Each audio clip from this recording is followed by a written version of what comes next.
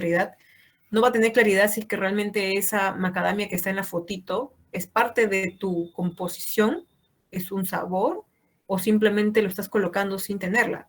Entonces, cuando ustedes estén haciendo alguna enfatización de algún componente, en este caso especias, en su etiquetado frontal o en sus imágenes, les sugiero que lo declaren de forma específica en su lista de ingredientes. Aquellos ingredientes considerados coadyuvantes no necesitamos declararlos siempre que no tengan una función o una acción tecnológica en el producto terminado. Entonces, por ejemplo, ¿no? Si yo estoy usando, yo tengo un aceite, mi aceite puede haber tenido un antioxidante. Si yo voy a usar ese aceite en un producto adicional, en algo que yo voy a crear, ese antioxidante no tiene como función antioxidante, valga la redundancia, en lo que yo voy a hacer, sino en el producto que yo compré. Entonces, como ese antioxidante no va a tener una acción en mi producto final, yo no necesito declararlo. Y en mi composición, en mi lista de ingredientes, simplemente será el aceite.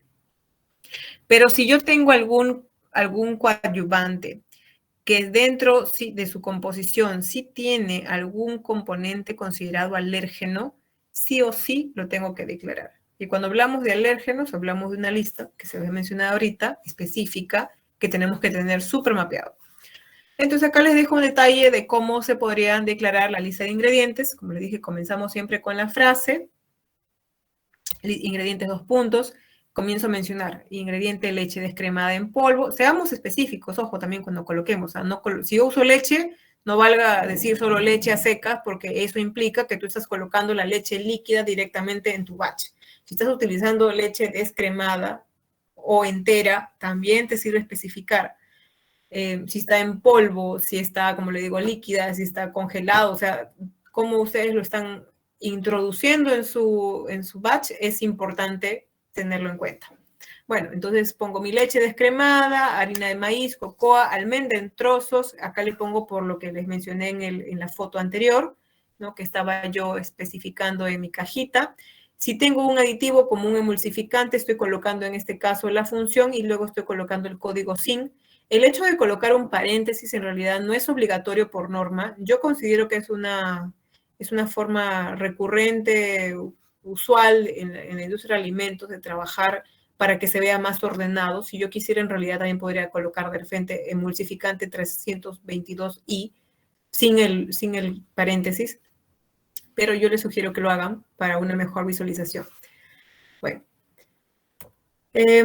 Acá quería hacer un paréntesis en cuanto a la lista de ingredientes, porque en el caso de las harinas de trigo, por norma, desde el 2006, ya tenemos que colocarle 5 micronutrientes de forma obligatoria. Entonces, la ley tiene un reglamento, que como le dije, el decreto 012.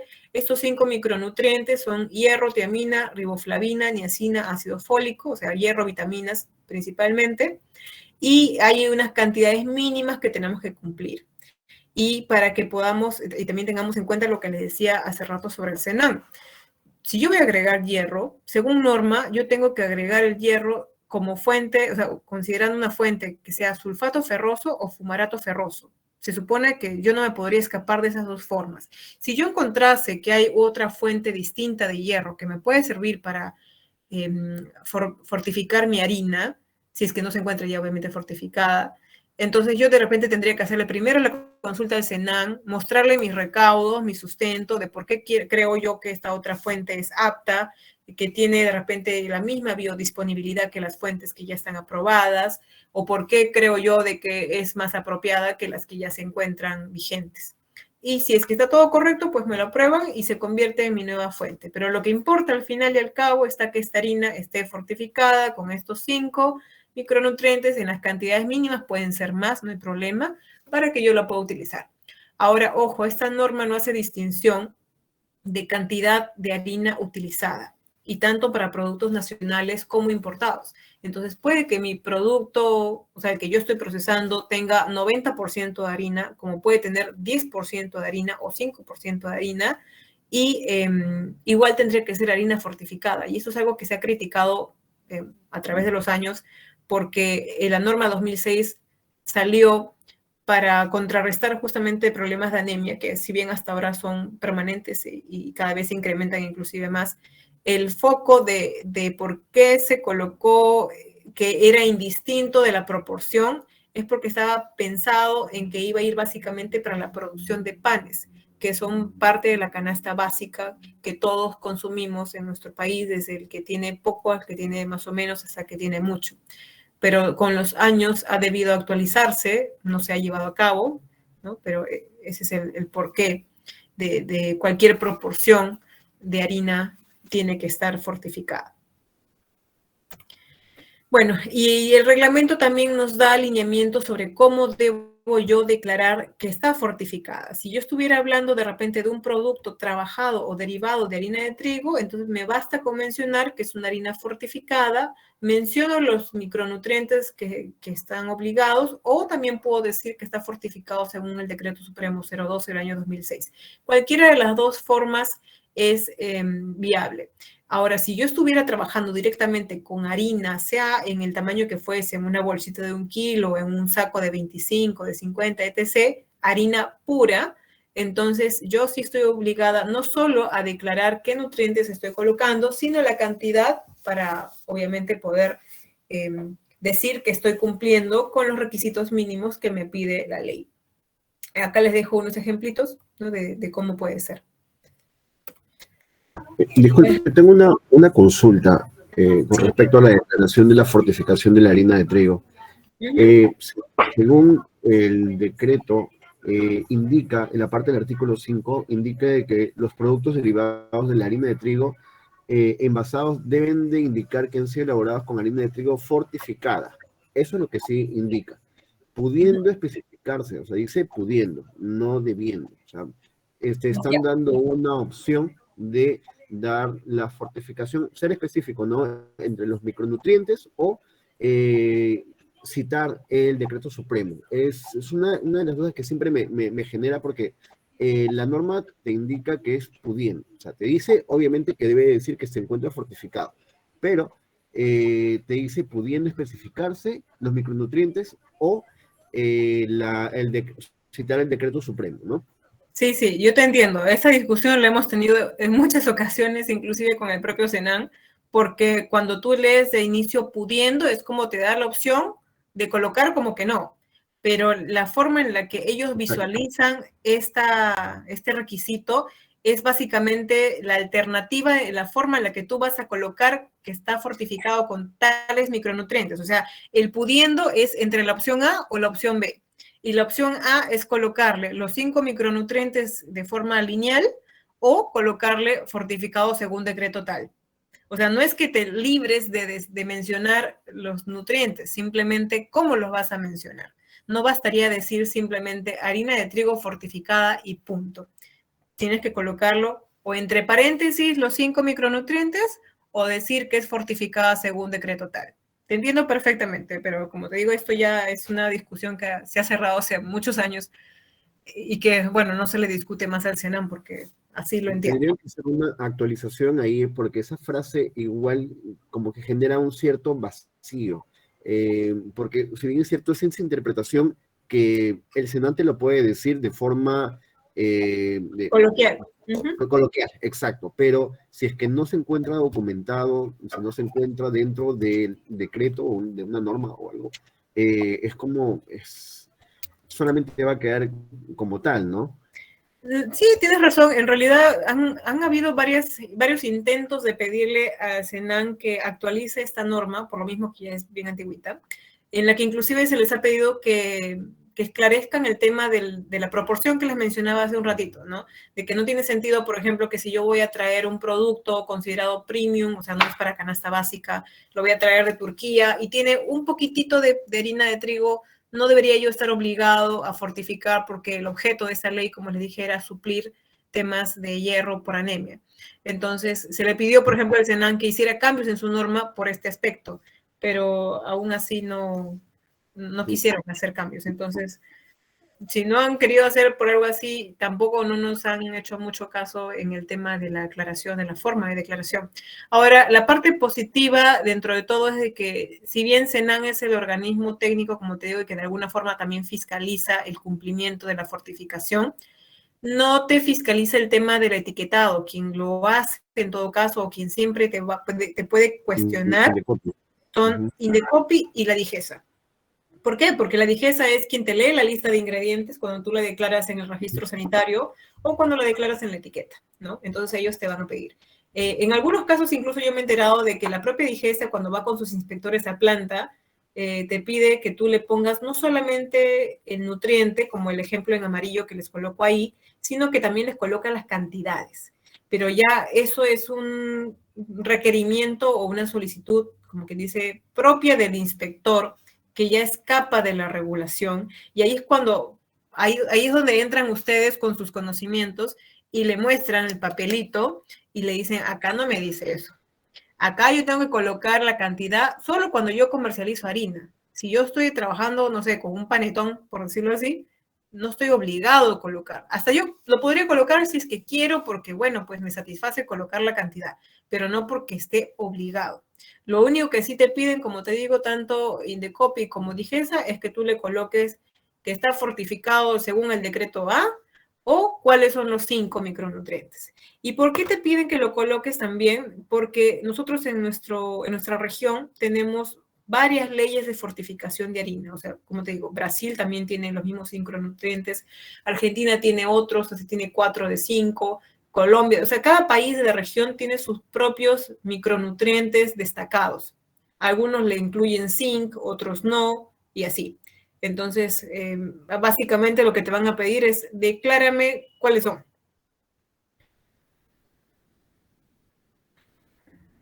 A ver, perdón, ¿qué hora es? Ya, justo 8:40. ¿Les parece si hacemos un descanso de 10 minutitos? Ok, Sí. Sí, ok. está bien. Ya, perfecto. Entonces nos vemos 8:50. Muchas gracias. Disculpen un momentito, chicos, antes que se vayan a su break. Las diapositivas que ahorita está dictando la ingeniera Romina, en el break yo voy a compartir. Este drive, ahorita les voy a pasar, es para todo. Ahí se van a colgar en carpetas todas las diapositivas de todas las exposiciones.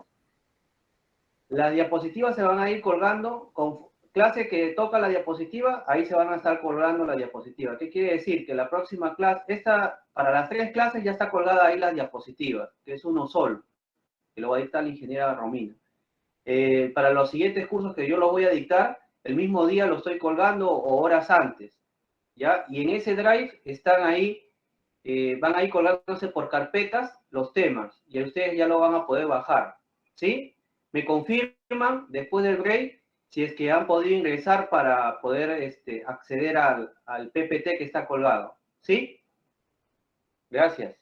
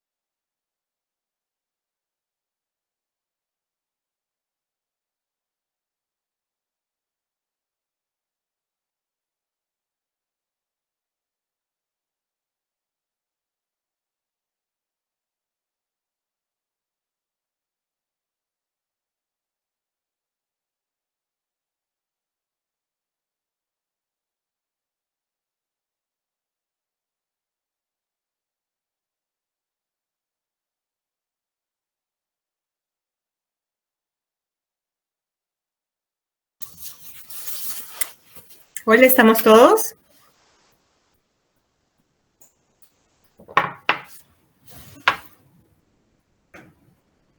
Hola, buenas noches. Hola, Fátima.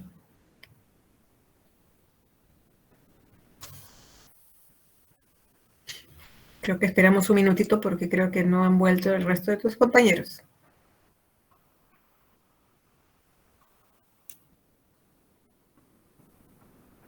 Sí, buenas noches. Hola, José.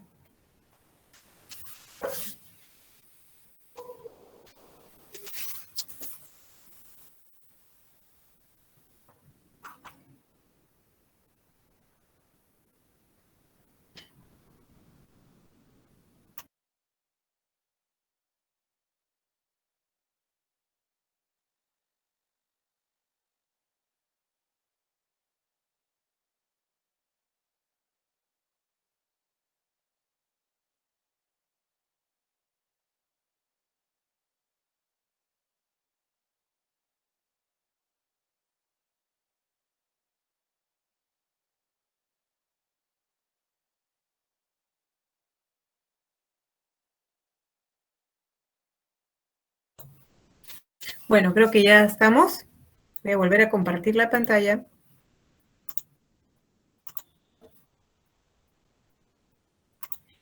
Y ya está.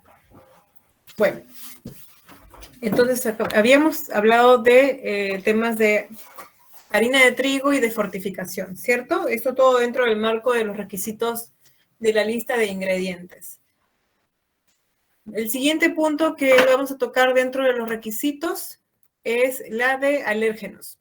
Nosotros sabemos que nuestro alineamiento de alérgenos no obedece tanto a una regulación local, obedece a la regulación de Codex, y Codex en este momento está trabajando con 8 alimentos considerados los principales causantes de cuadros de alergia a nivel internacional o mundial. Entonces, no significa que sean únicamente 8 componentes o alimentos que causan esta sensibilidad que al final termina siendo mediada por el organismo, por el sistema inmune, sino de que son los principales, los que se han reportado con mayor frecuencia, los 8 principales. Pero esto está por cambiar. Ya les voy adelantando en todo caso, Codex está trabajando ya hace un tiempito junto a un comité de expertos a nivel internacional, y son de muchos países, en las que están haciendo una revisión de estos alérgenos para ver si van a validarlos, ratificarlos, modificarlos y presentar una nueva versión de los prioritarios. Hasta donde tengo entendido, sí están ocurriendo algunas variaciones, se están enfatizando los que serían obligatorios y luego el resto de alimentos que también se han determinado que causan este tipo de reacciones serían considerados un poco más voluntarios o en todo caso dependerá de cada país que quiera implementarlos como un requisito adicional en su regulación. Entonces, cuando hablamos de los 8 grupos de alérgenos principales, estamos hablando de leche, derivados de la leche, huevos, derivados de huevo, pescados, también sus derivados, mariscos y sus derivados, nueces de árbol, que pueden ser de distintos tipos, como también maní. Y cuando hablamos de trigo, en realidad no es tanto el trigo, sino el gluten, porque el gluten está presente en el trigo, así como en otros tipos de cereales, como el centeno, por ejemplo, y hay otros tantos más. Y también la soya y los derivados de la soya. ¿Qué pasa? Ahora, Codex no es el único que maneja un listado de alérgenos. También tenemos otras referencias internacionales como FDA.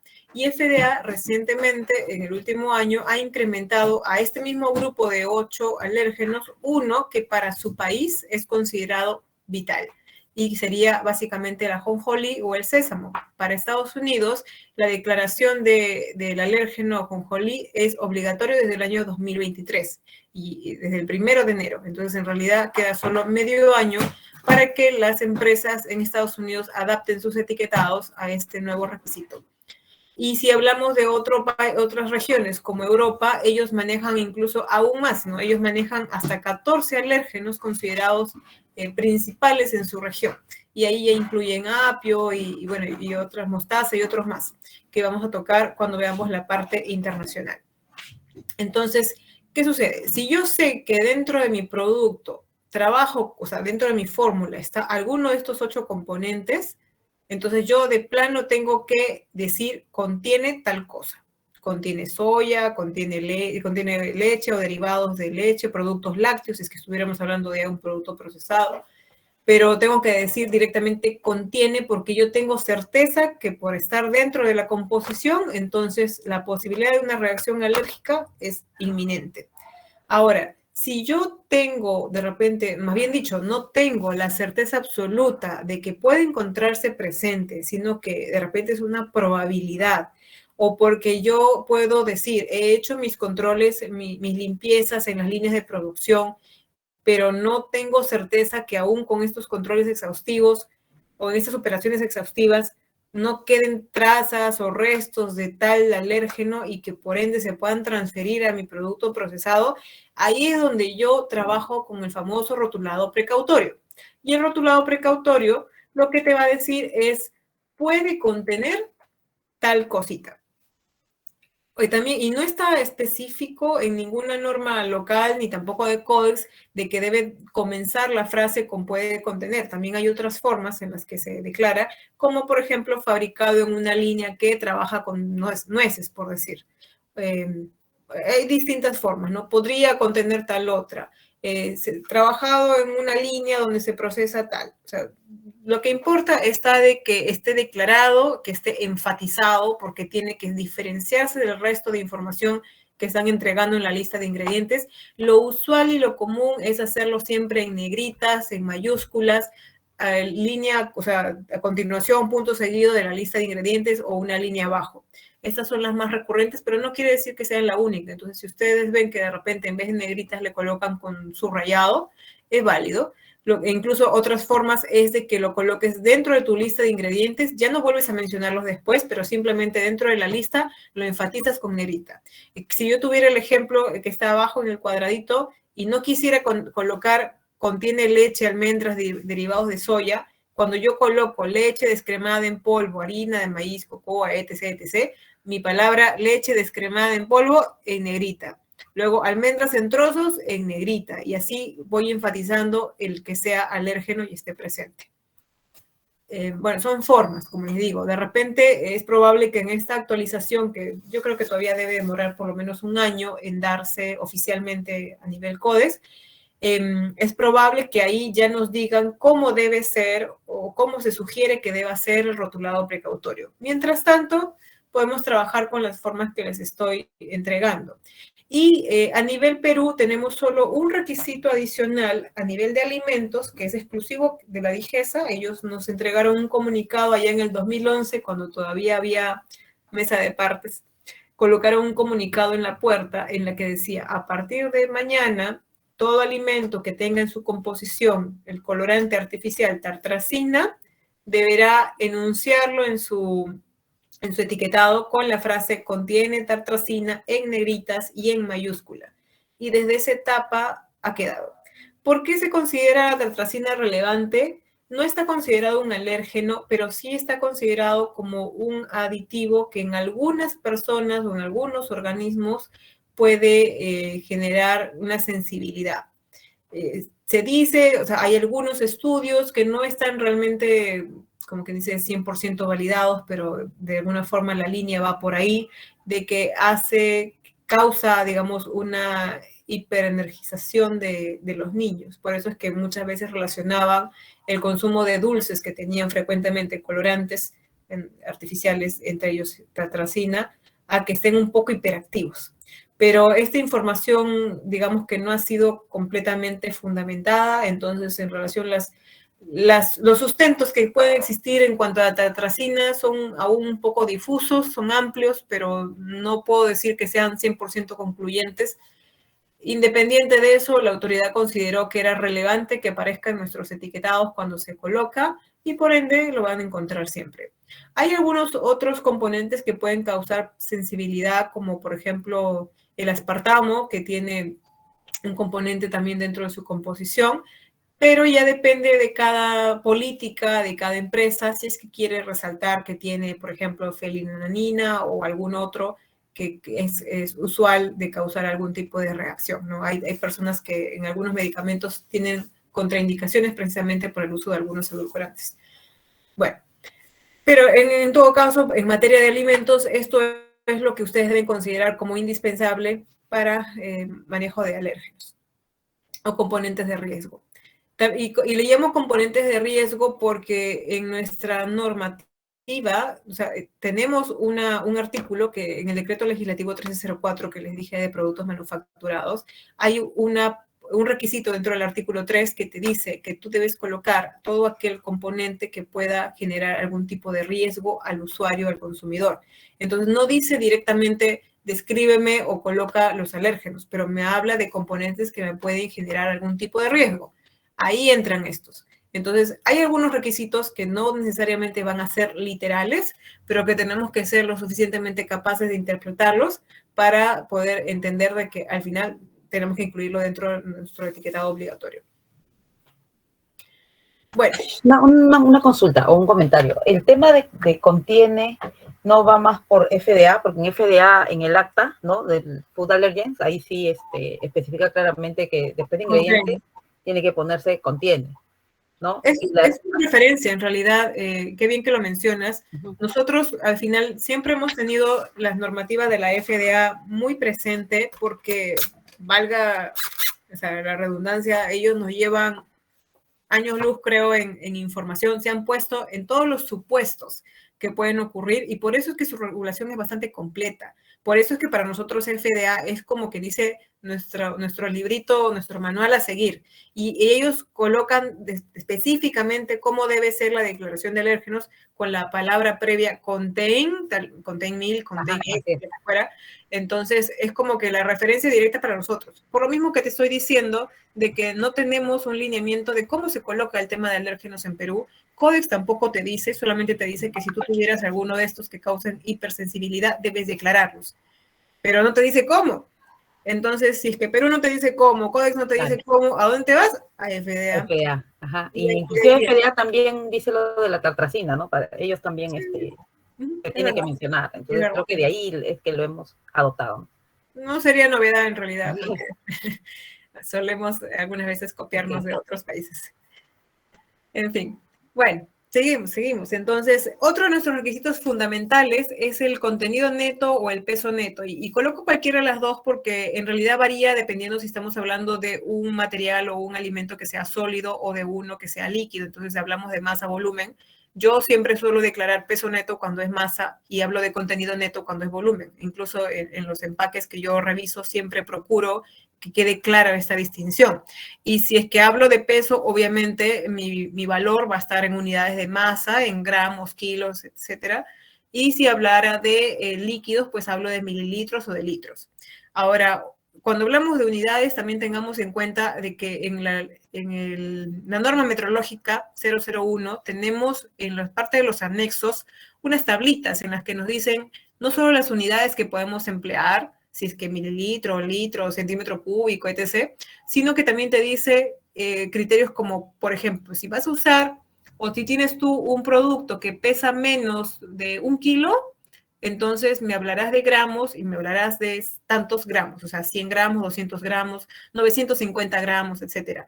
Pero si tú me hablas de más de 1, o sea, de 1 kilo, ya no me hablarás de 1000 gramos o de 1050 gramos, me hablas de 1 kilo, o 2 kilos, 2 kilos y medio, etc.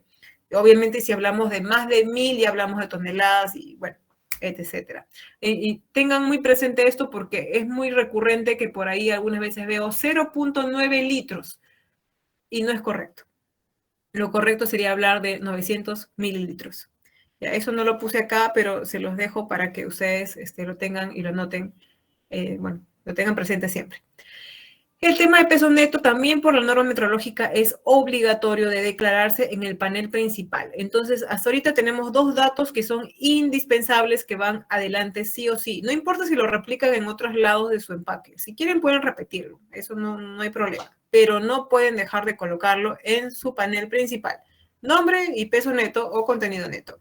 Además, cuando utilizamos esto, cuando estamos hablando de que mi producto siempre va a tener un peso nominal constante. Y hablo de peso nominal, o sea, hablo del valor que yo tengo preestablecido que siempre debería encontrar en ese producto. Si yo estoy hablando de un peso que es variable, entonces hablo de un peso aleatorio o literal variable. Que eso ocurre principalmente cuando yo, por ejemplo, voy a un supermercado, le pido a la señorita, de este jamón que está ahí, deme 350 gramos. Ella lo corta, lo envasa y le pega un sticker. Entonces, ese peso ya no es nominal, ¿no? Ese peso es variable. Y el peso que yo encuentro cuando lo coloco dentro de la balanza o en la balanza y me lanza un dígito, ese valor es el valor real, porque es lo que estoy encontrando en mi producto. A veces el peso nominal termina siendo no lo mismo del peso real. Ojo, obviamente ustedes siempre como fabricantes van a tener que, o van a buscar garantizar que el peso que están declarando nominalmente sea lo mínimo que encuentre el usuario en su caja, en su botella, en lo que fuera el envase, ¿no?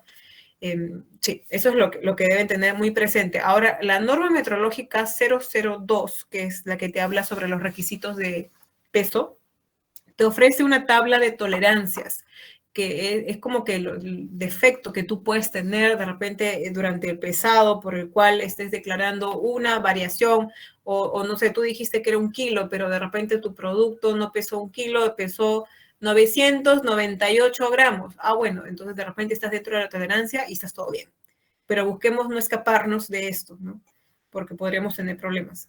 Y a menos, claro, que tengas un sustento súper bueno o muy válido para que tú puedas demostrar que tú cuando lo envasaste pesaba de una forma, pero de repente en el tiempo, por condiciones específicas del ambiente, de tu producto, del envase, etc., haya podido variar, pero no debería ocurrir de forma general. Bueno, ahora, también una novedad de esta última versión de la norma metrológica es de que tengamos mucho cuidado con algunas frases que coloquemos relacionadas al peso neto, porque no pueden ser considerados de ninguna forma ambiguos. Debemos utilizar términos específicos. Entonces, yo no podré tener un empaque en el que me diga aproximadamente 500 gramos o algo parecido, ¿no? Entonces, mi valor es fijo y es puntual y mi declaración debe serlo también.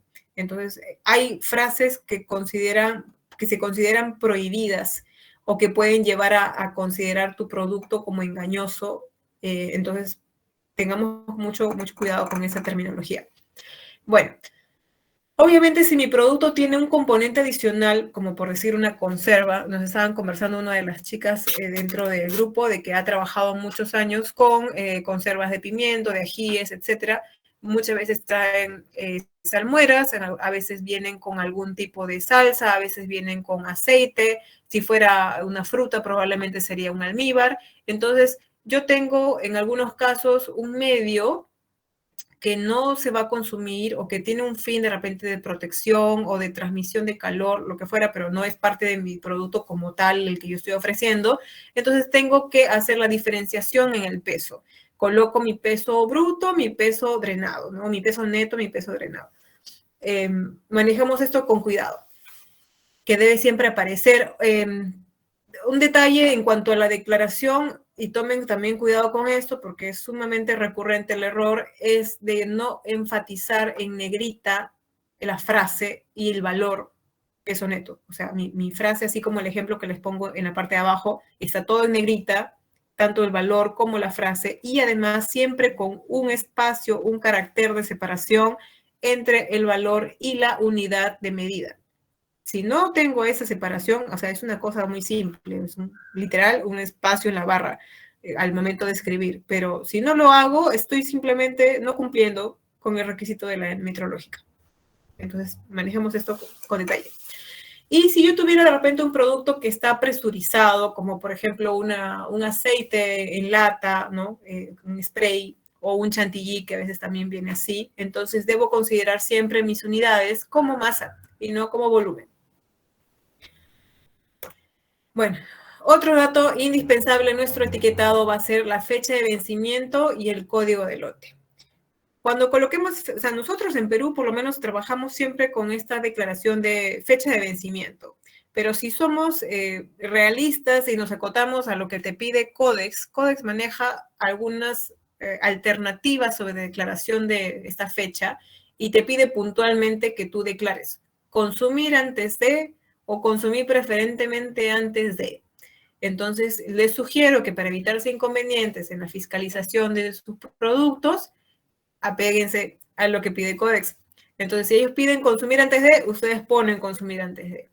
Y si es que ustedes decidieran de repente, porque quieren ofrecer más información, así como la imagen que está al costado, colocarle la fecha de elaboración, tenemos que tener en cuenta que Codex, si bien te dice que no es obligatorio, en el momento que tú lo colocas, debes colocarlo específicamente con los términos que ellos te dicen. Que si no me equivoco es fecha de fabricación, sin abreviaciones, literal la frase completa. ¿Ok? Y obviamente colocan, después de enunciar que va a estar ahí la fecha, tienen que colocar o la fecha misma o el lugar de referencia donde se va a encontrar la fecha y el lote. Porque les digo los dos porque normalmente por un tema de impresión, que se trabaja principalmente con Inject, tanto la fecha como el código del lote salen juntos. Entonces no es raro encontrar uno detrás del otro o en línea contigua. ¿No? Ahora, si yo tengo algunos productos como frutas, hortalizas, productos sin procesar o productos de panificación, cualquier producto procesado que tenga una vida útil menor a 24 horas, entonces como pan, por decir, entonces no estoy obligado a tener código de, o sea, fecha de vencimiento. Tampoco están obligados las bebidas alcohólicas que tengan más de 10% en volumen de alcohol. Tampoco el vinagre, ni la sal, ni el azúcar, porque son componentes que pueden durar mucho tiempo. El alcohol, porque bueno, se preserva justamente el alcohol, no es atacado ahí por bacterias, en todo caso podrían sufrir algunos defectos, pero son defectos de calidad, no es por un tema de inocuidad.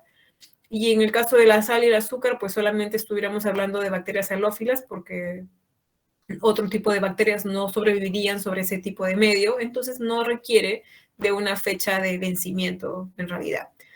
Ahora, la forma en la que yo declaro este dato puede ser diverso. Puede ser, como les digo, una impresión en Inject, que es básicamente una maquinita que va pasando, un sensor va reconociendo y va escribiendo sobre la superficie, sea vidrio, sea plástico, sea papel, como puede ser también que yo lo he grabado en bajo relieve o en alto relieve. Hay distintas formas, ¿no? Obviamente, cuando trabajo yo directamente sobre el envase y modifico, digamos, la superficie del envase, es mucho más crítico porque tú estás imprimiendo, más bien dicho, trabajando un lote de envases que si luego te sobra, no vas a poder emplearlo en teoría para un lote posterior porque ya está fuera del alcance, ¿no? Entonces, tenemos que ver cuál es la forma en la que más nos aplica o nos sirve, ¿no? Ese tipo de declaración.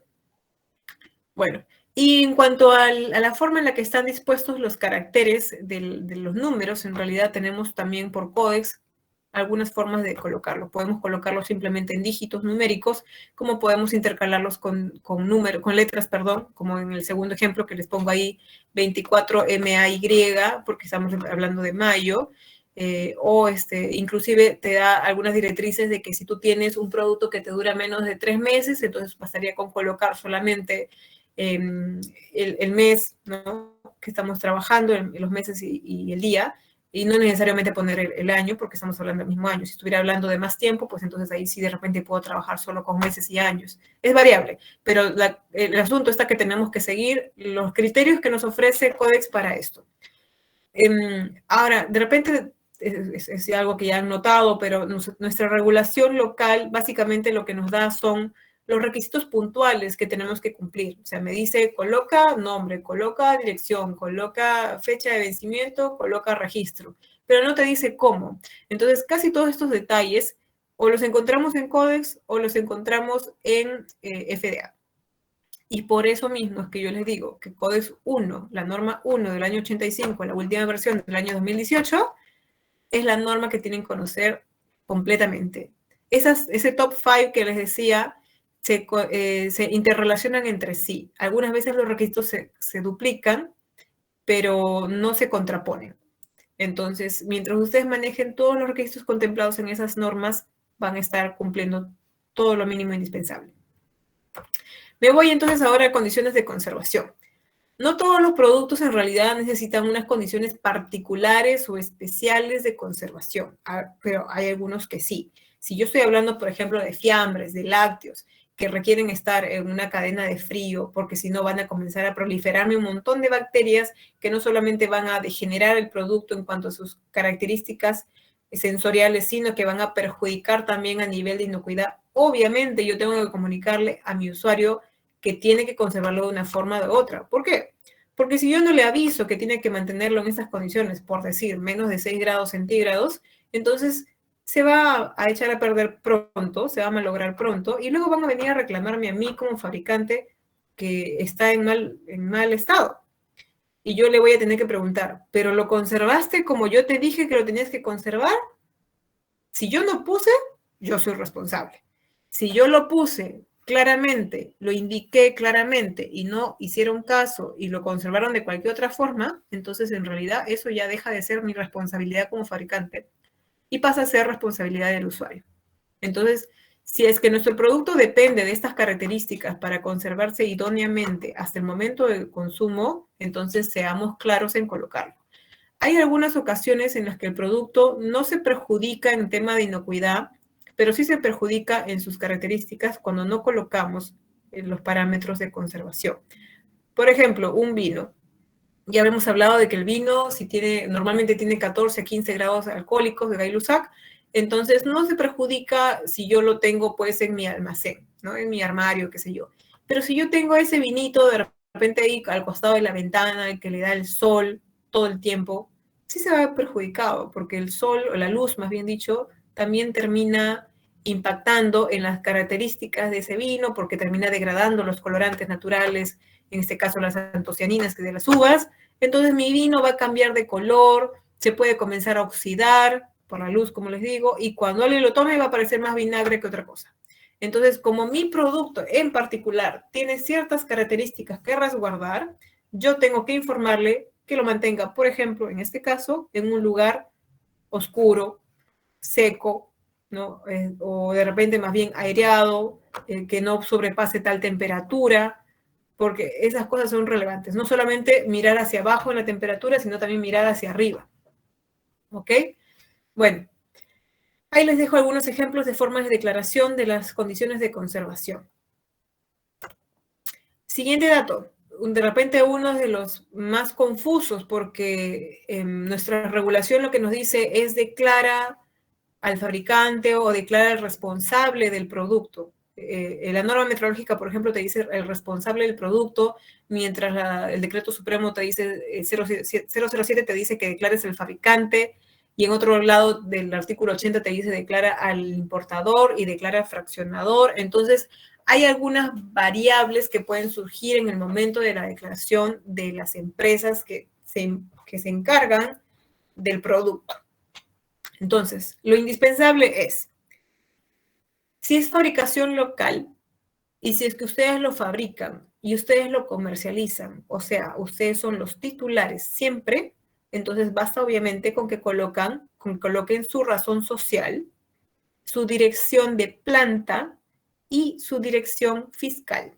Y hago énfasis en esto, porque DIGESA nos pide que declaremos la dirección de planta, porque ante un eventual caso de algún perjuicio, alguna denuncia, reclamo, etc., ellos van directamente al establecimiento, no se van a la oficina. No les importa la oficina, ellos van a constatar qué está sucediendo en la planta. Y por tema de norma metrológica y norma de decreto legislativo 1314, tengo que colocar también la fiscal. Entonces, en pocas palabras, si tengo dos direcciones distintas, coloco las dos. Cuando hablo de fiscal, me refiero a aquella declaración que ustedes le han notificado a la SUNAT. En caso su oficina se encuentre dentro de su misma planta, pues entonces es obviamente una sola declaración. ¿Sí? Si yo trabajase de repente con un maquilador, entonces lo que nos pide la norma es que tú declares ambas. Y además que tú establezcas claramente cuál es el vínculo entre ambas.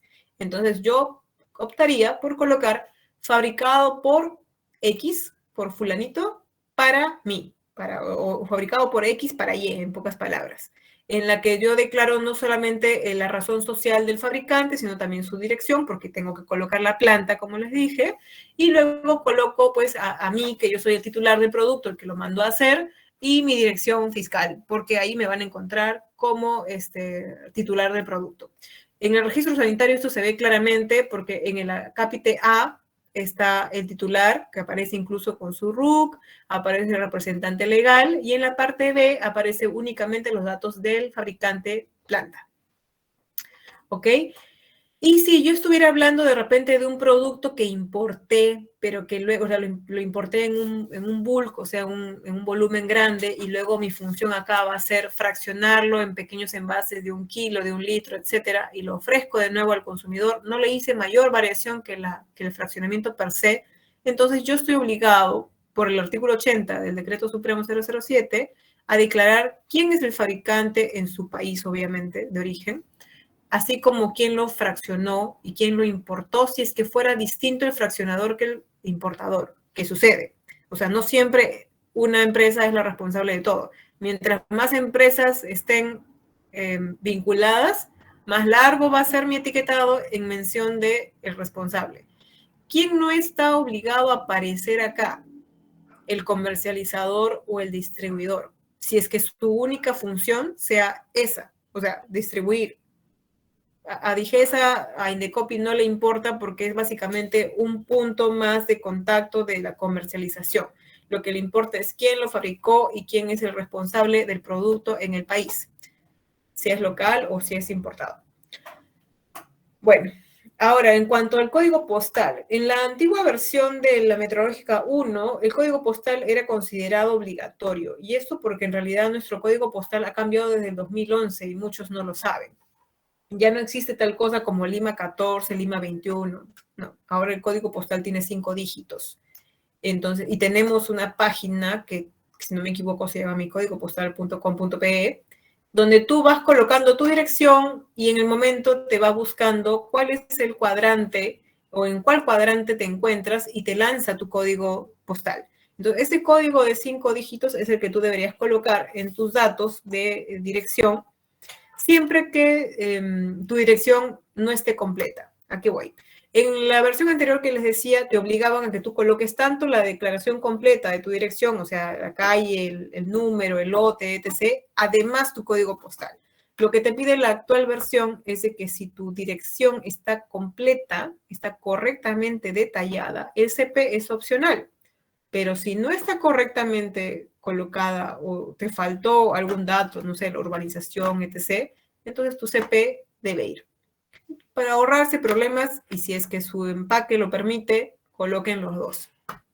Tanto la dirección con los datos específicos como su código postal. Y no deben dejar de considerar el RUC de las empresas involucradas porque esto es un requisito del Decreto Legislativo 1314. La planta ya dijimos que es un requisito de la Digesa. Abajo les dejo 2 ejemplos, uno para caso de producto peruano, que es una maquila, como les dejo también un ejemplo de un producto importado. ¿Hasta aquí alguna consulta? Sí, una consulta. En caso que uno es el dueño de un producto, si lo manda a hacer el servicio, pero el envasado lo hago yo, digamos. Ya, El entonces, fabricante creo que es el que se considera que es el que hace el envasado. O sea, ya no tendría que poner... ya, es un buen punto. Mira, para Digesa, el último que manipula Ajá. el producto, o sea, el que lo cerró, es el responsable final de la fabricación. Entonces, hay algunos casos en los que tú fabricas y otro envasa. Y si bien tú lo hiciste, ese último que lo envasó es el que aparece como final ante Digesa, el responsable, porque tú lo puedes haber trabajado en ciertas condiciones de inocuidad y de repente cuando se lo pasaste, ellos hicieron cualquier cosa y tu producto salió contaminado. Entonces tú vas a decir, oye, yo dejé todo ok, tengo mis controles, mis parámetros en el proceso, pero no sé qué habrán hecho ellos, hay que revisar y al final la responsabilidad es principalmente de ellos. También obviamente es un término compartido, pero principalmente va a ser del último que lo manipuló. Ya. Entonces, si yo compro, digamos, una materia prima, la mando, digamos, a hacer una pulpa, y me la regresan y yo la envaso, o sea, yo solamente envaso, yo no tengo por qué nombrar al otro, solamente pongo que yo lo he hecho. Porque yo lo Antedijesa no, antedijesa no. Ah, ya. Porque tú vas a Ok. tener que demostrar que ese envasado ha sido en óptimas condiciones. Ahora, lo que algunas empresas hacen, lo he visto que sucede, y la DIGESA ha aceptado, como en el ejemplo que te acabo de mencionar, en el que de repente yo fabrico y solo un tercero envasa, y yo no quiero dejar de mostrar que yo elaboré el producto, porque, o sea, quiero decir, esto es mío, hecho por mí. Y un tercero simplemente lo colocó bonito, o lo envasó bonito. Claro, fabricado por mí, envasado por el otro. Exacto. Es como, si tú pones solamente el envasador, es como que tú pasas irrelevante. Entonces, ante esas situaciones, lo que la BUCE te permite hacer, y la DIGESA tampoco te objeta, es que tú en la parte de fabricante le pongas literal en la misma frase, fabricado por mí y envasado por X. Entonces, sí te permite, pero obviamente tu etiquetado va a ser un poco más extenso, ¿no? Claro, pero si es al revés, o sea, yo más bien quiero que no aparezca el otro, sino yo solamente, yo soy la que he envasado, yo puedo obviar y poner fabricado por mí. Debería bastar solo contigo. Muy amable, gracias. Ya, ok. Muy bien. Entonces, otro dato, país de origen. Esto es, no tenemos tampoco un lineamiento interno, o sea, país, en la que te diga cómo declaras esto. Por eso les pongo ahí que no tiene un formato preestablecido. Pero es muy común trabajar con frases como fabricado en Perú, producto peruano, hecho en Perú, o si fuera importado, producto tailandés, producto de Tailandia, bueno, hecho en Tailandia, ¿no? Cosas así. Lo que importa es que en todo caso dejemos claro el país, de dónde viene o dónde se hizo el producto. Ahora, hay empresas que optan por colocar estas imágenes que les pongo a la derecha, pero no es libre. O sea, no porque lo veamos en todos lados quiere decir que yo lo puedo poner también. Entonces, son solamente logos que se usan previa autorización, ¿no? Por ejemplo, la marca Perú, que es esta que tiene la P como si fuera la línea de Nazca, tú tienes que pedirle primero a PromPerú que te autorice. Imagino que PromPerú tiene algunos requisitos como validar que en efecto el producto sea 100% elaborado aquí y no sea, por ejemplo, 98% insumos importados y solamente yo lo junté. No sé, probablemente tenga algún tipo de requisitos, pero sin su aprobación tú no puedes usarlo. Y en el caso del logo inferior de hecho en Perú, esto es un logo que produce. Entonces también habría que pedirle autorización a ellos antes de querer incluirlo en su etiquetado. Seguimos. Bueno, entonces, ¿qué pasa cuando yo tengo un producto que lo dispongo al usuario, pero que no está listo para consumirse tal cual? Por ejemplo, una premezcla, como el que pongo en el ejemplo. Yo vendo una premezcla para un queque sabor a vainilla, pero nadie se va a comer el polvo, ¿cierto? Entonces, hay que indicarle cómo debe prepararlo. Y yo les aconsejo que siempre sean muy específicos, no solamente en las instrucciones, o sea, de mueve aquí, junta allá, primero esto, luego el otro, sino que si van a decirles que incluyan otros ingredientes, como por ejemplo leche, huevo, mantequilla, margarina, sean específicos. ¿Por qué? Porque acuérdense que luego, cuando veamos la parte de advertencias publicitarias, los octógonos están en función al producto terminado. Entonces, es distinto. Si yo le digo a la señora que cuando prepare el bizcocho use margarina, use mantequilla, use aceite, use manteca, porque cada uno de estos insumos tiene características nutricionales distintas. Uno tiene más grasa saturada que la otra, o simplemente uno tiene más grasa que la otra. Entonces, esto te va a mover, como que dice el indicador. Si yo me voy por el lado de la leche, también es diferente una leche entera que una leche descremada o una semidescremada. Y otros ejemplos más por ahí pueden haber, como el azúcar, la miel, etc. Entonces, cuidemos con detalle, si no queremos pasarnos de algún octógono o sabemos de que si usamos un ingrediente u otro nos pasamos, seamos específicos en qué tipo de ingredientes extras deben emplearse. Bueno, ¿qué más? Ya les advertí sobre las advertencias. Abajo les pongo un ejemplo de cómo puede ser la declaración. Bueno, en realidad esto ya depende 100% de ustedes, ¿no? El registro sanitario. Aquí, bueno, ya sabemos que para comercializar, para producir inclusive el producto en Perú, debe tener previamente tu registro sanitario. Obtener el registro sanitario no es muy complejo, pero sí te hace falta conocer varias normas para que no erres en el proceso, si no termina siendo observado, termina siendo denegado, pierdes plata, pierdes tiempo y te quedas sin registro. Entonces, te hace falta conocer muy bien tu producto y las normas que están relacionadas a tu producto para poder gestionarlo rápidamente. Una vez que tú obtienes este dato, te va a durar por 5 años, tiene una vigencia de 5 años, que sí puede ser renovable. Y cuando hablo de renovable, en realidad, el término correcto es de que yo voy a reinscribir mi registro y por ende el plazo se va a extrapolar por 5 años más.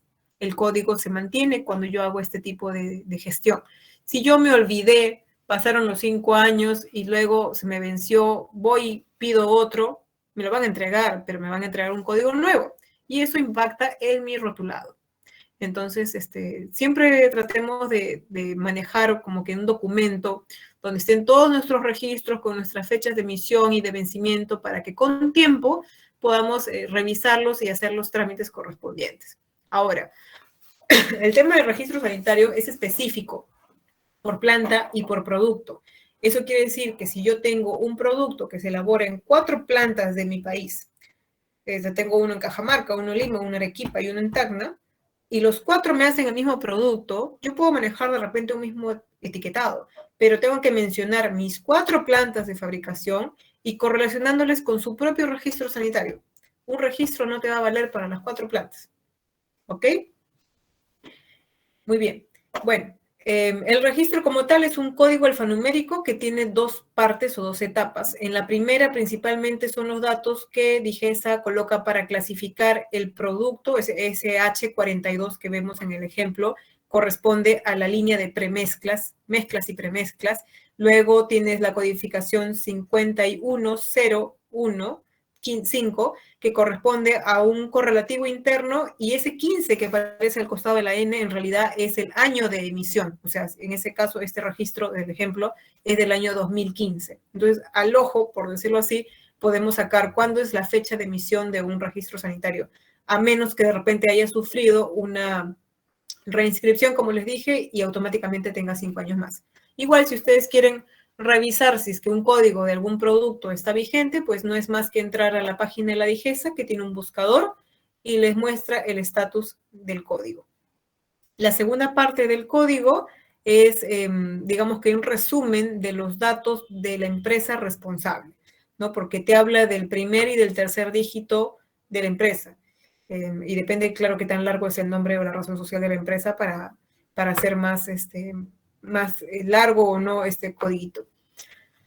Bueno, no podemos dejar de declararlo, y la forma de declararlo en realidad también ha agarrado mucha discusión en los últimos 2 años. ¿Por qué? Porque la Digesa lo que te pide es declárame el código. El decreto supremo lo que te pide es declara el código de registro sanitario, pero no te dicen cómo. No te dicen si le vas a colocar el número directo, si es que le vas a colocar con la palabra o las frases registro sanitario, si le vas a colocar R.S. si le vas a colocar RSA, etc. O sea, no hay una parte dentro de la norma que te especifique así me lo pones. Lo que sí existe es en el artículo 106 de la norma del Decreto Supremo 07, donde te habla de los tipos de registro sanitario para productos nacionales e importados. Te coloca un ejemplo de cómo se diferencia un código nacional de un código internacional. Y previo a eso, ellos colocan RSA. Entonces, a criterio de Indecopi, a pesar que ese no es un requisito de etiquetado, lo ven como una forma en la que uno debe etiquetarlo. Mientras que para la propia Digesa le es indistinto, porque lo ha dicho hasta por escrito.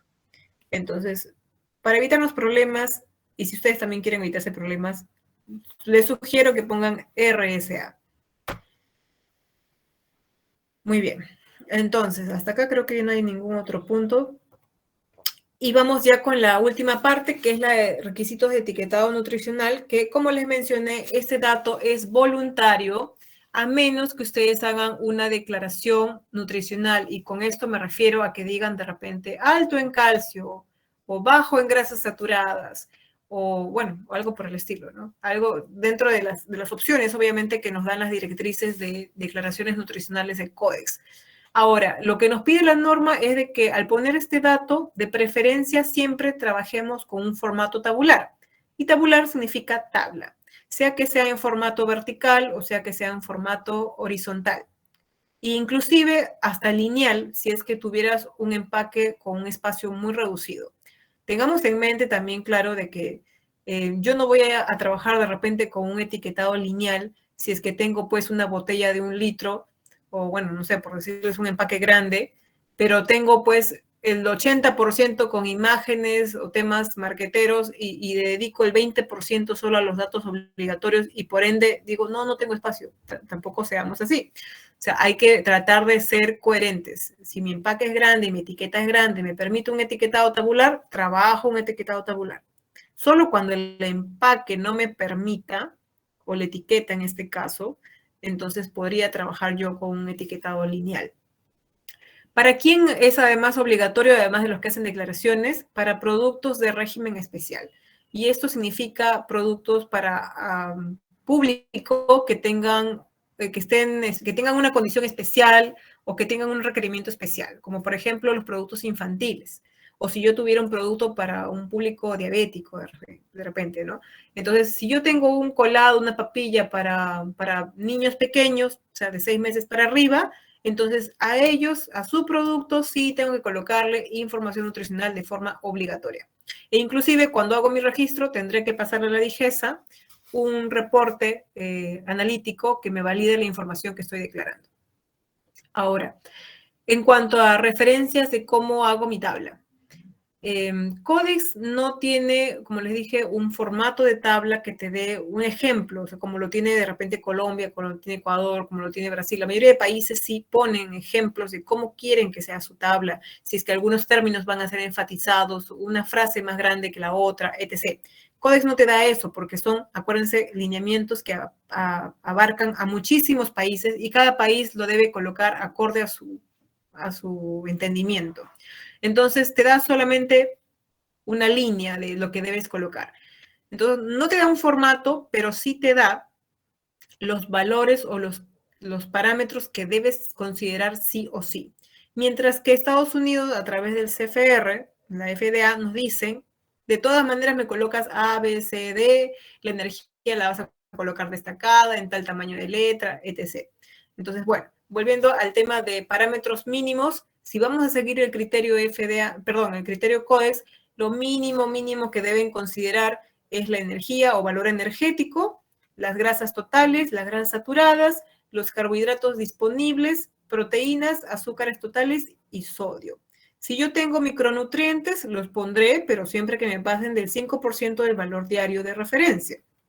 Si tengo menos, ni lo coloco. FDA, por ejemplo, tenía otra forma de pensar. Ellos tienen, como les dije, un formato preestablecido con algunos micronutrientes que tienes que declarar sí o sí, sea que tengas 80% del valor diario o que tengas 0,2% del valor diario, pero tienes que colocar. Bueno, y en materia de si lo hago por 100 o lo hago por porción, CODEX te da ambas opciones. Te dice que la información puede ser en base a 100 gramos o también puede ser por porción siempre que tú declares la cantidad de porciones que encuentras en ese envase. FDA trabaja únicamente por porción, al igual que otros países de la región.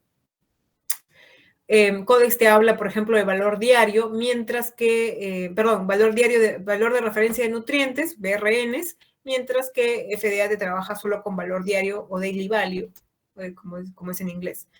El término en realidad es tanto indistinto, lo que implica es de que es un valor que va a ser una referencia de lo que tú tienes en nutrientes en ese producto específico en relación a lo que tú deberías consumir en tu día, ¿no? Entonces, te dice, tú en este alimento, en esta porción, estás consumiendo 20% de grasas saturadas. Es un valor alto. Entonces, tú ya debes saber de que solamente comiéndote una porción de repente de esa galletita con chocochispas, entonces te estás consumiendo 20% de la cantidad de grasas saturadas que tú en un día deberías consumir.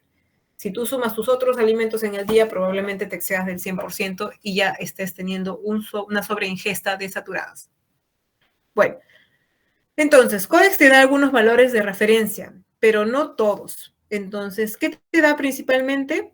Macronutrientes te da proteínas y grasas saturadas, pero sí te da un montón de micronutrientes, un montón de vitaminas y minerales. Y FDA te da otros adicionales. Entonces, ¿qué es lo que normalmente se suele hacer? Complementar. Cojo las que tienen este códex y las que me falten las veo con FDA. Inclusive es común que la que no pueda tener FDA me voy a otra referencia internacional, como puede ser la Comunidad Europea, para terminar de complementar. Bueno, además, en materia de porciones, como les dije, uno puede declarar a veces por porción, siempre que tú digas cuántas porciones tienes. Y si quieres hablar de cuántas porciones tienes, tienes que saber de qué tamaño es tu porción. Entonces, Codex no maneja el tema de tamaños de porción. No está preestablecido porque, una vez más, Codex es una referencia para muchísimos países. Entonces, es cada país quien debería realizar una lista con las porciones que considera son las referencias. FDA sí las tiene y las tiene sumamente bien claritas, con ejemplo, con explicación, con medida casera, con todo. Entonces, FDA le llama a este documento RAC, que en su traducción básicamente sería cantidad de referencia habitualmente consumida. Y hago énfasis en esto de habitualmente consumida porque las porciones que maneja Estados Unidos no son en referencia a la porción saludable o a la porción que tú deberías comer de tal o cual alimento, sino a la porción que han identificado que su población consume normalmente en una misma ocasión de consumo. O sea, si yo compré una gaseosa, ¿qué me tomo? ¿La gaseosa completa o tomo la mitad? Y han hecho una encuesta, han hecho una medición y en base a esos resultados han sacado este cuadro. Y este cuadro de porciones se ha visto actualizado la última vez en el año 2016, en la que, por ejemplo, a medida que fue aumentando el consumo de su población de bebidas gaseosas, su porción ya no era 240 ml, que es básicamente un vasito, sino que ahora toman más. Entonces su porción ahora es 360, que en muchas ocasiones puede ser, por ejemplo, una botellita, ¿no? Y así ha cambiado de varios otros productos como helados, galletas, etcétera. Bueno, entonces para nosotros, como Perú, como les dije, Codex no tiene una referencia de porciones, es posible utilizar la de FDA como referencia de porción. Ahora, ¿qué otra cosa no tiene Codex? Redondeos. ¿Por qué? Cuando nosotros trabajamos etiquetado nutricional, hay dos formas de trabajar, la teórica y la analítica. Y en algunas ocasiones se trabaja una u otra, y en otras ocasiones se trabajan ambas. ¿Por qué? Porque si tú tienes una fórmula, una receta, y tú sabes cuánto has agregado de cada uno de estos ingredientes, y tú tienes una referencia de cuánto te otorga de tal o cual nutriente cada uno de tus ingredientes, tú eres capaz de matemáticamente determinar cuánto tienes de energía, cuánto tienes de grasa, cuánto tienes de azúcares, etc. Esa es la forma teórica de calcular la información nutricional. Pero también tienes la analítica, en la que básicamente vas, llevas tu muestra a un laboratorio, le dices analíticamente, sácame un análisis proximal, me entregas mis resultados y yo coloco esta data en mi tabla. Pero cuando uno hace eso, estamos hablando de una foto. O sea, tú le has dado un producto puntual a tu laboratorio, ellos analizan, puede haber algún margen de error por método, por analítica, por diferentes factores, pero es una foto del momento. Por eso sé que muchas empresas lo que hacen es trabajar con ambas cosas. Trabajan con su modelo teórico, saben lo que deberían encontrar, trabajan con el analítico, ven y contraponen ambos datos y dicen, bueno, creo que mi resultado analítico me está respondiendo adecuadamente a lo que yo calculé, entonces en base a eso saco un resultado y es lo que coloco en mi empaque. Deberían ser siempre valores promedios. No dejemos de pensar eso, o sea, no trabajemos con resultados únicos porque no va a ser representativo, ¿sí?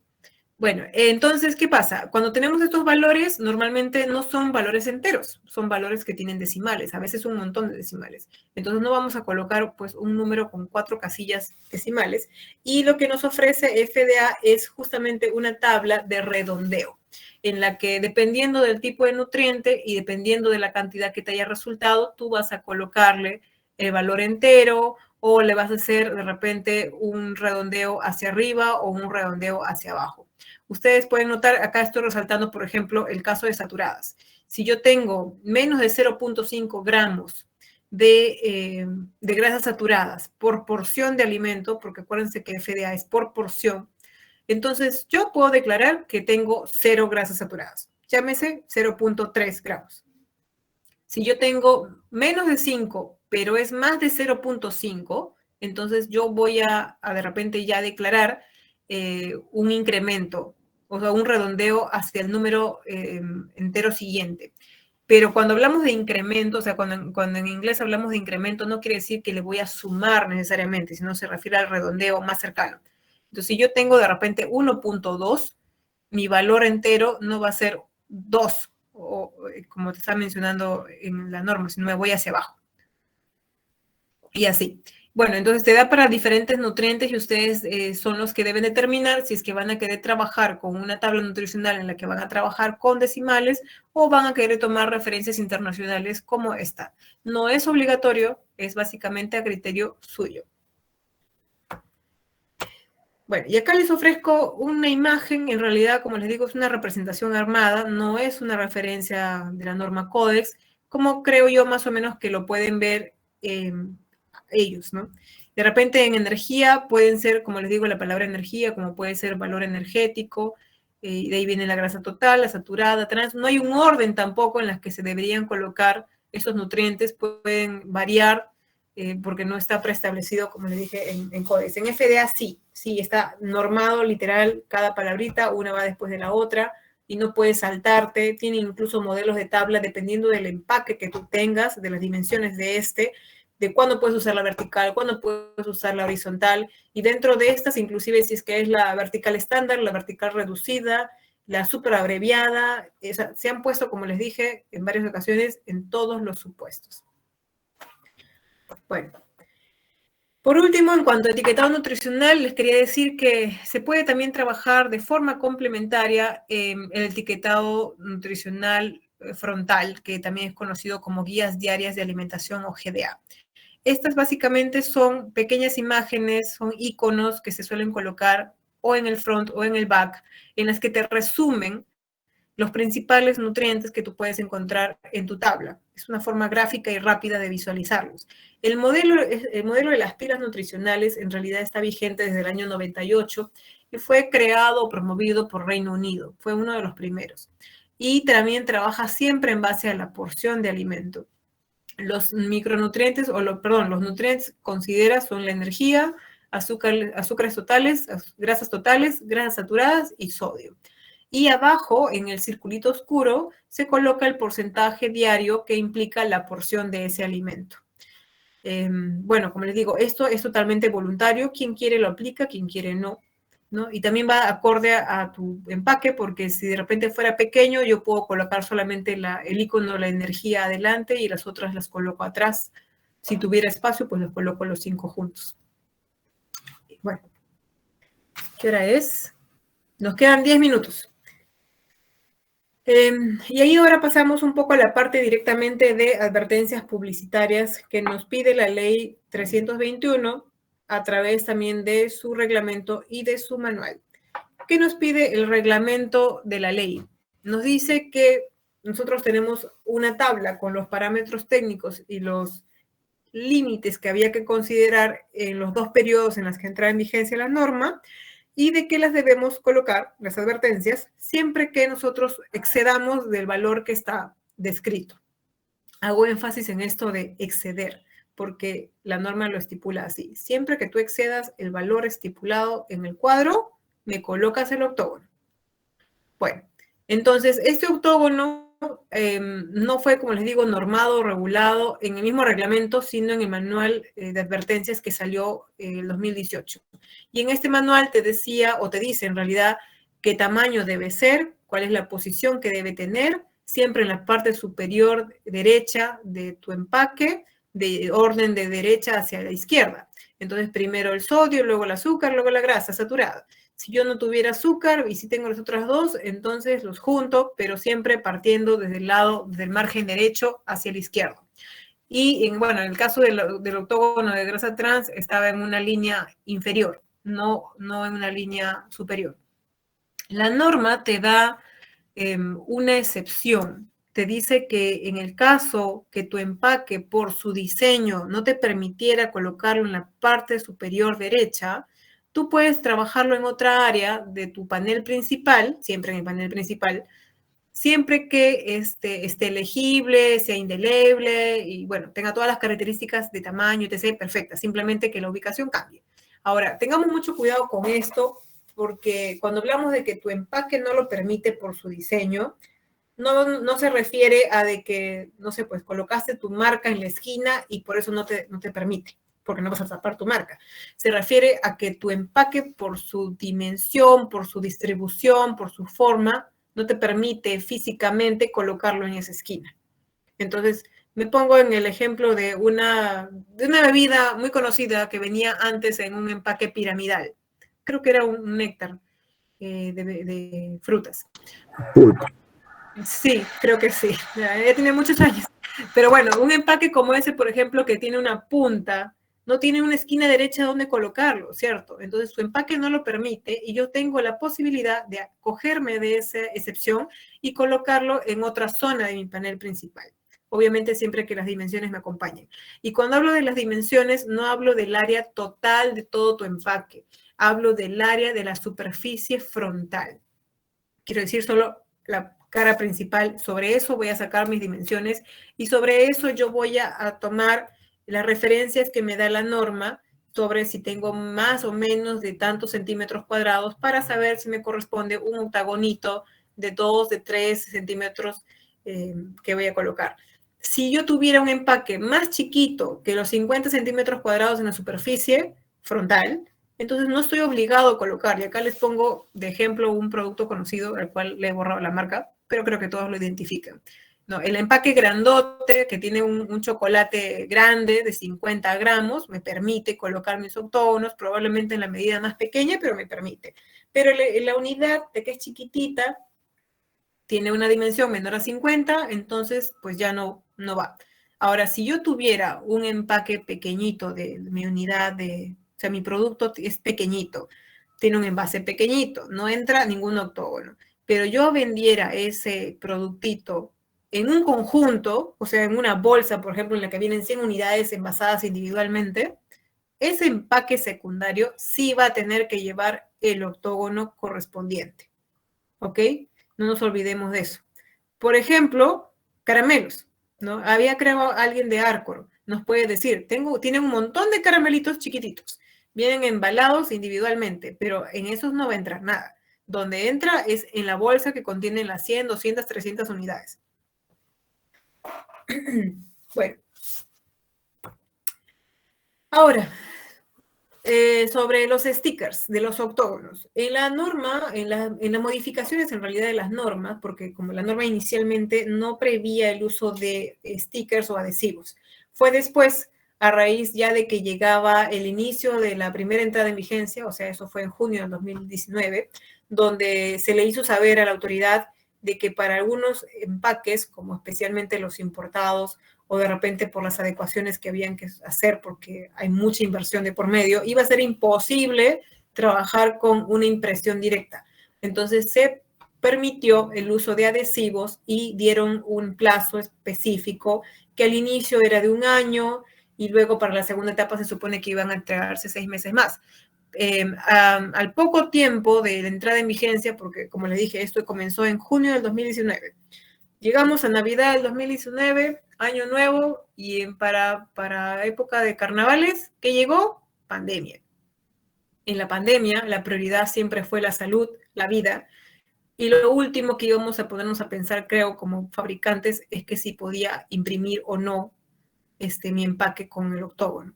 Y obviamente las pocas empresas que consiguieron sobrevivir comenzaban a buscar alternativas. No había ni siquiera empresas que elaborasen los stickers, o sea, había un caos total. No solamente no había el fabricante, no había la logística, no había el material, porque muchos de ellos son importados.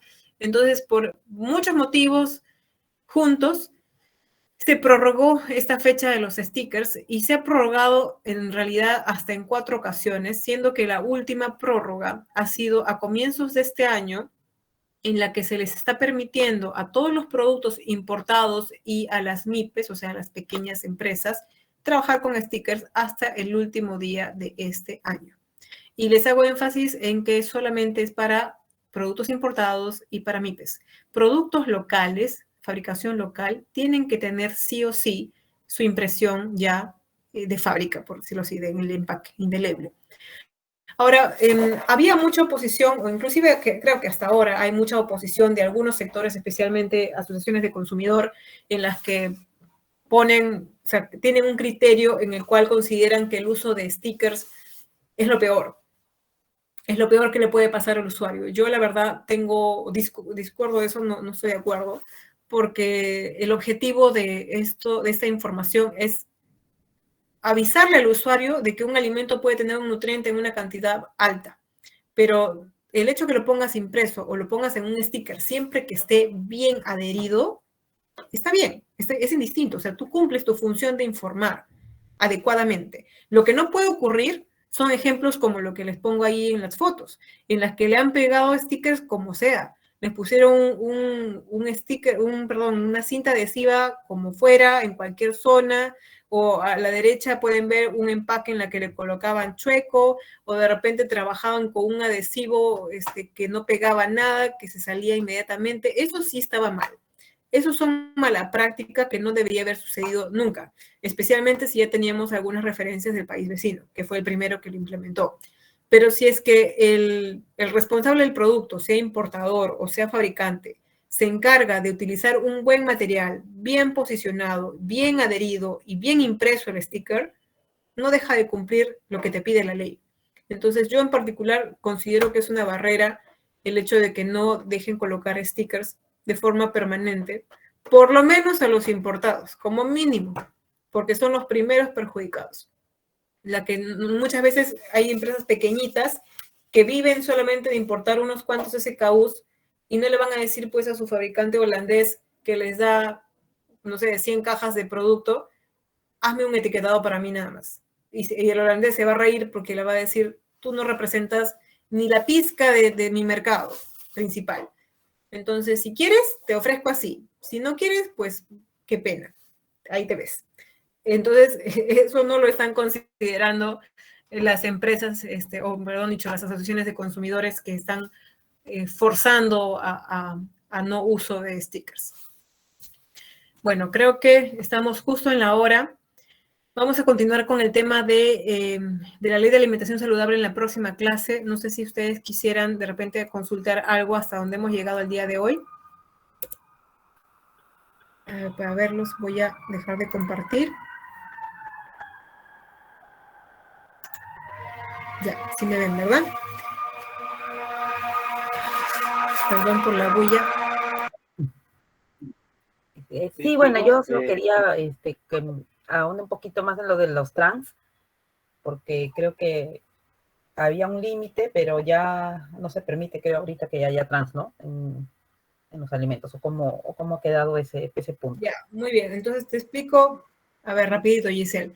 Voy a poner la diapositiva, perdóname, sobre los parámetros.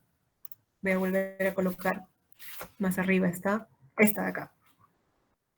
Nosotros tenemos 2 normas que tener en cuenta cuando hablamos de grasas trans. La primera es esta, que es la ley, la 321, que te habla de parámetros críticos, ¿no? O técnicos críticos, y entre ellos está el dato de grasas trans y que te dice ver la normativa vigente, ¿cierto?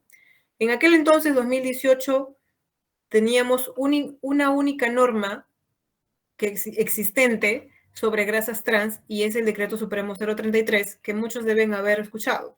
Y este decreto tiene como función vigilar o velar porque haya una reducción de forma gradual de las grasas trans de un producto o de varios productos en general, buscando la eliminación.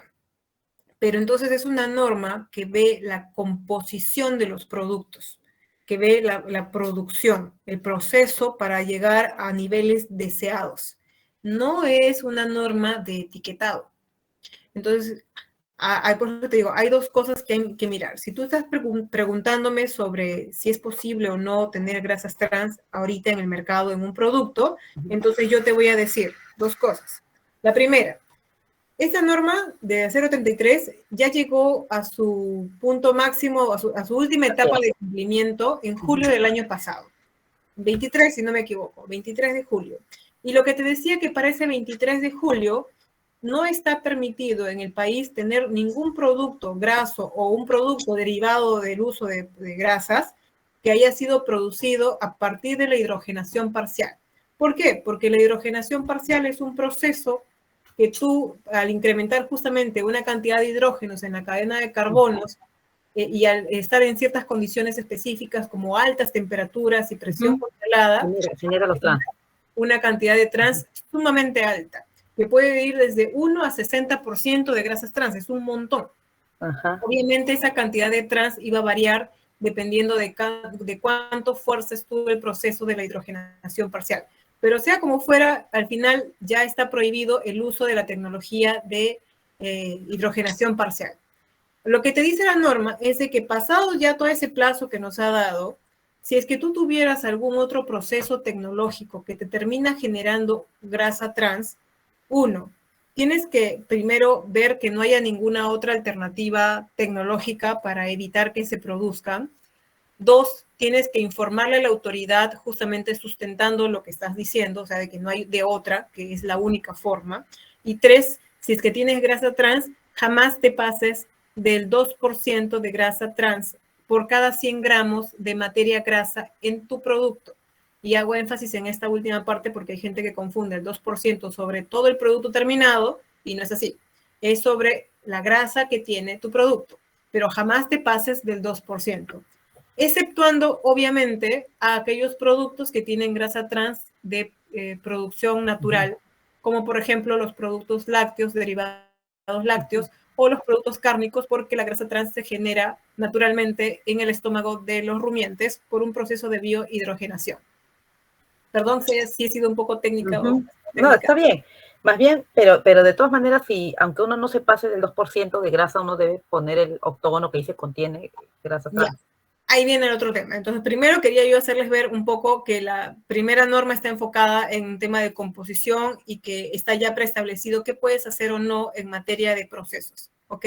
Ahora, cuando venimos a esta norma, tengo dos cosas que mencionarte. Esta norma, ley 321, en su reglamento, en su manual, etcétera, como te dije, te dice en su artículo, si no me equivoco, 5 del reglamento, que cuando tú te excedas de los parámetros, colocas. Entonces, si yo miro sodio y en la primera etapa me decía 800 y yo tenía 700, no me tocaba. En la segunda etapa, si yo seguía teniendo 700, mi límite es 400, me tocaba poner. Tengo un límite objetivo. Y cuando yo me voy al tema de grasa trans y me dice normatividad vigente, no tengo una normatividad vigente en materia de rotulado de grasa trans. Entonces, parto de ahí. Y si yo quiero agarrarme de la 033, que es un tema de composición, y me dice máximo 2, entonces se supone que si yo hago caso a lo que dice la ley, que me dice cuando tú te excedas del valor, pones, entonces se supone que cuando yo exceda del 2 voy a colocar, pero si yo excedo del 2 ya no es legal, ni siquiera puedo producir, ni vender, ni nada.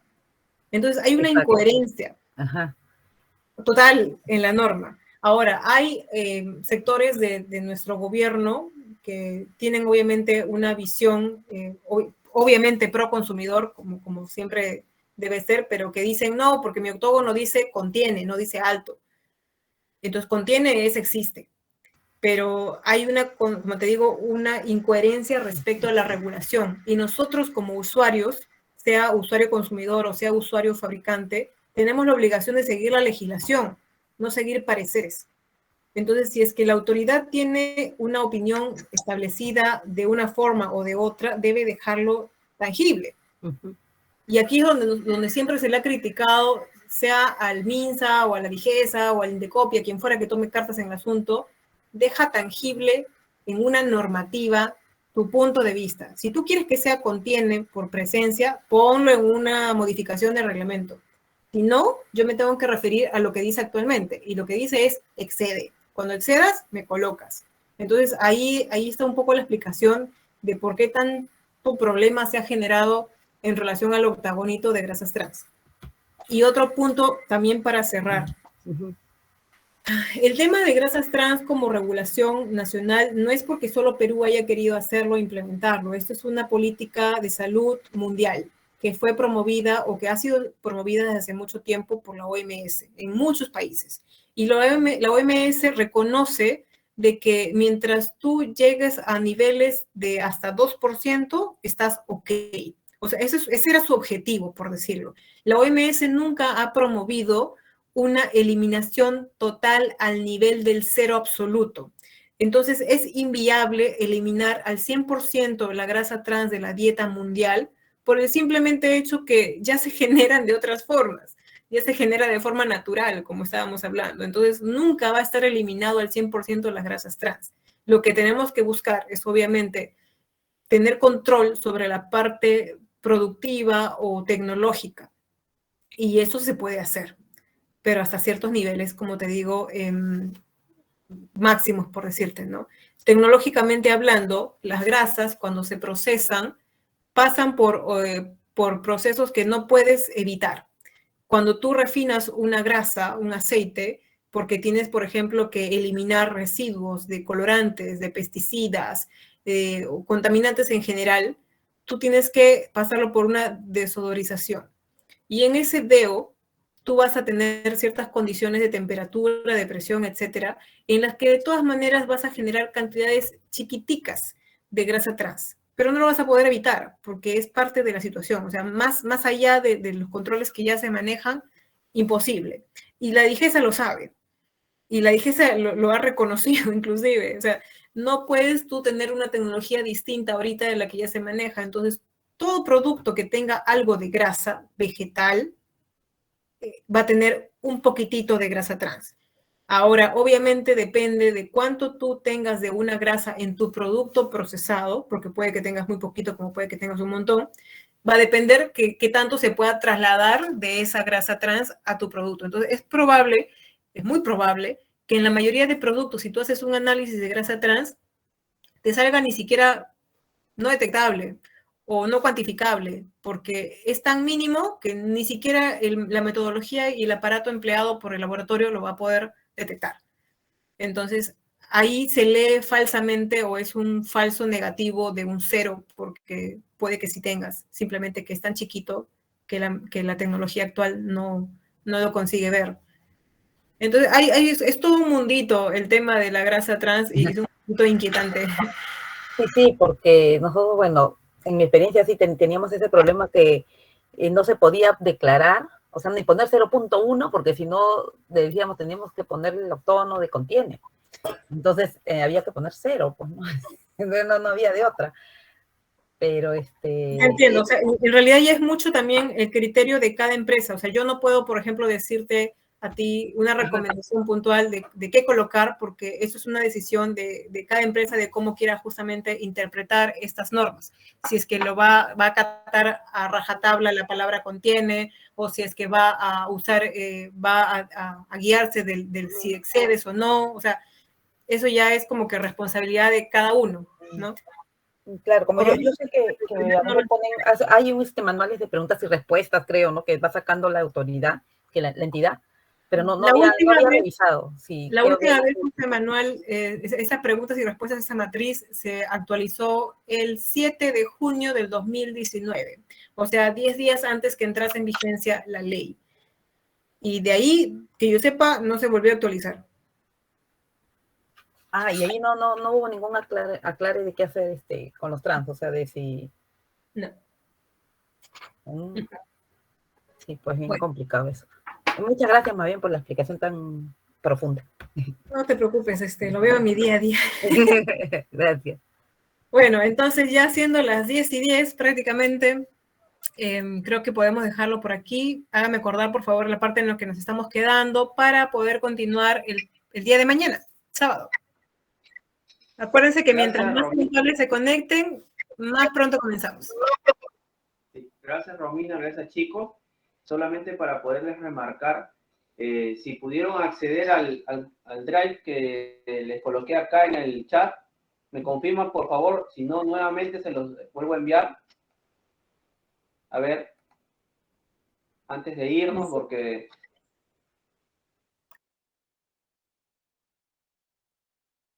A ver, nuevamente...